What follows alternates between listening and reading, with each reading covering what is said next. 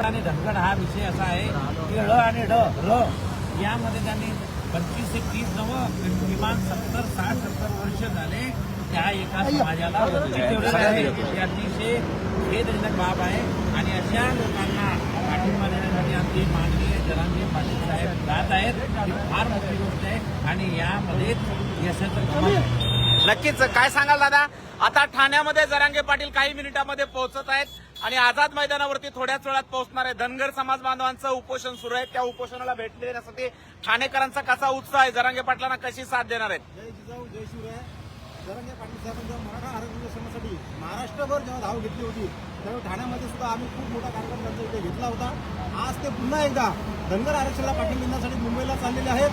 आम्ही सर्व मराठा बांधव सकाळी 11 वाजल्यापासून इथे त्यांची वाट बघत बसलेले आहोत. मला पाटलांना एवढं सांगायचं आहे, आप आगे बढो, हम आपके साथ आहे. नक्कीच. काय सांगाल ताई, आपण देखील या ठिकाणी उपस्थित आहात आणि जरांगे पाटलांच्या प्रतीक्षेत आहात. जय जिजाऊ जय शिवराय. हा सकल मराठा समाजाच्या वतीने आम्ही इथे खूप जमा झालेलो आहोत आणि जे आज जरांगे पाटलांनी पाऊल उचलले आहे ते धनगर समाजाने सपोर्ट करत आहेत. तर मी म्हणते अख्खा महाराष्ट्राने बघावं की फक्त मनोज जरांगे पाटील मराठा समाजासाठी लढत नाही तर इतर 18 पगड जातींना घेऊन लढतात. आज धनगर समाजासाठी एवढं मोठं सपोर्ट करण्यासाठी तिकडे ते एवढे लांबून आलेले आहेत. हे लोकांनी लक्षात घ्यावं आणि जे पाठीमागे बोलतात ना, जे मराठा आरक्षणाला टाळवट लावण्याचा प्रकार करतात, तर त्या लोकांनी हे लक्षात घ्यावं की मनोज जरांगे पाटील फक्त मराठा समाजासाठी लढत नाही तर 18 पगड जातीला घेऊन लढतायत आणि आज एवढ्या लांबून ते प्रवास करून येत आहेत मुंबईच्या दिशेने जाण्यासाठी. तर इथे जमलेला सर्व मराठा समाज त्यांच्याबरोबर मुंबईलाही जातात. नक्कीच. काय सांगाल दादा? दादा, आम्ही ठाणेकरांच्या मोर्चातर्फे मनोज दादा आणि सर्वांनी म्हणून आमच्या धनगर आरक्षणाला पूर्णपणे पाठिंबा आहे.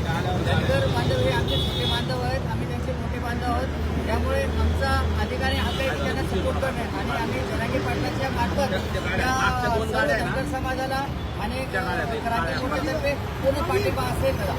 नक्कीच. या ठिकाणी आपण बघतोय बांधवांनो, या ठिकाणी काय सांगाल साखळकर साहेब, तुम्ही कुठून आलाय?